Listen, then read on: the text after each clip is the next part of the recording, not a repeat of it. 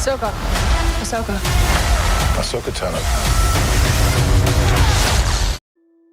Here we are with another Disney Plus Star Wars series, this time with one of the most beloved characters in Star Wars, Ahsoka.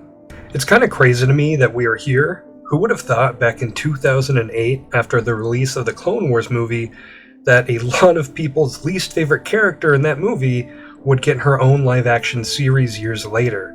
And make no mistake, people did not like Ahsoka back in 2008, but her character really grew on people over the years and she just became a fan favorite. And as a huge prequel fan and a massive Clone Wars fan, I'm excited to see what Dave Filoni does with this show. With a legacy spanning, two different fan favorite shows with Clone Wars and Rebels. Does Ahsoka live up to the hype, or is it another show in the growing line of disappointing Star Wars projects? Let's talk about it.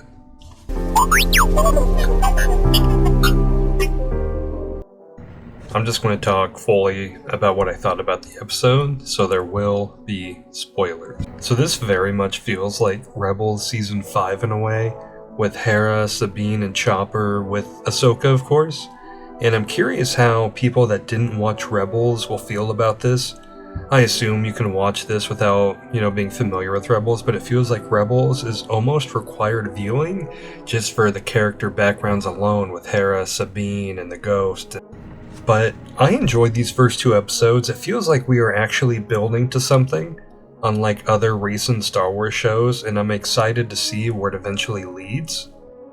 Now, Ahsoka herself, ever since Mando Season 2, I've been unsure about Rosario Dawson as Ahsoka. I just didn't feel like it was the same character to me from Clone Wars and Rebels. But so far here, I haven't had that problem as much. She's solid, and I like the brief mention of Anakin, and I like this theme of masters and apprentices and how Ahsoka left Anakin, and then she left Sabine, and also it's interesting that Sabine and Ahsoka were master and apprentice, and I'm sure that we will get a book or some comic book series to kind of flesh out that story, but I'm really curious of how that kind of ended up happening, because from what I remember from Rebels, it didn't end like that. Now, talking about Sabine, I was worried that she was going to be kind of an asshole after the first couple of scenes, but actually started to really like her portrayal here. And it's so weird, kind of seeing all these former animated characters make their jump into live action. Like, seeing Chopper in the background of Rogue One was one thing, but actually seeing everyone, mostly everyone from the Ghost crew is kind of crazy.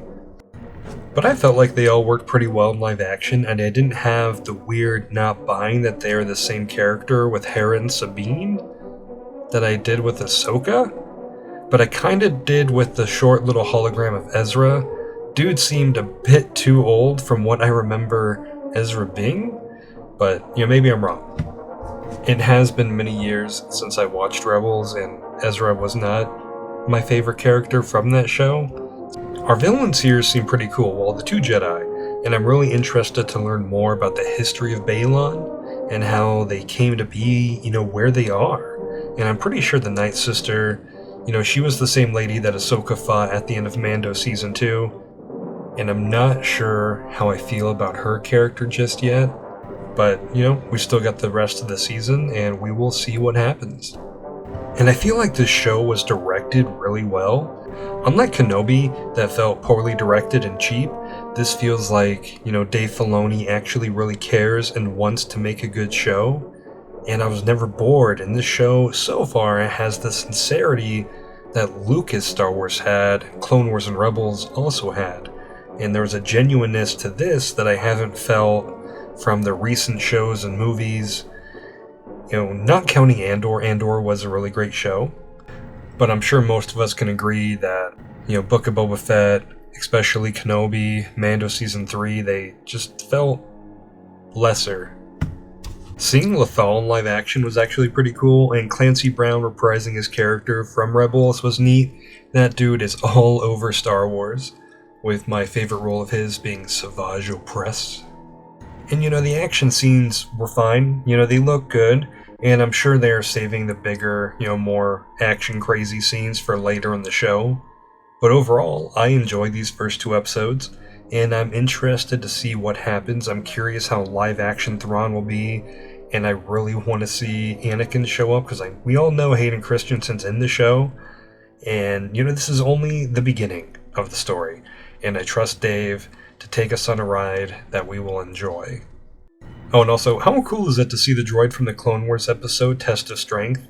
And as a Doctor Who fan, I'm always happy to hear David Tennant, plus the opening credits after C-3PO. Is that a clone helmet? I think it is, but it was hard for me to tell. I paused it, and I was like, is it a clone helmet? Is it a Mando helmet? It's not Sabine's helmet, because hers shows up at the end. But I don't know, is it a possible hint that Rex will show up? I have no idea if he does, but that would be awesome. I always felt like Rex, Ahsoka, and Anakin were always the best trio in Clone Wars. And how amazing would it be to see a live-action Captain Rex with a live-action Ahsoka? And even cooler if somehow we get a flashback to the Clone Wars and we get Anakin, Rex, and Ahsoka. I doubt that will happen, but how cool would that be? But if anyone watched this, what did you think of the first 2 episodes of Ahsoka? If I forgot to mention something from the episode, which I probably did, feel free to let me know, and we'll see if I make another one. I don't know. Alright.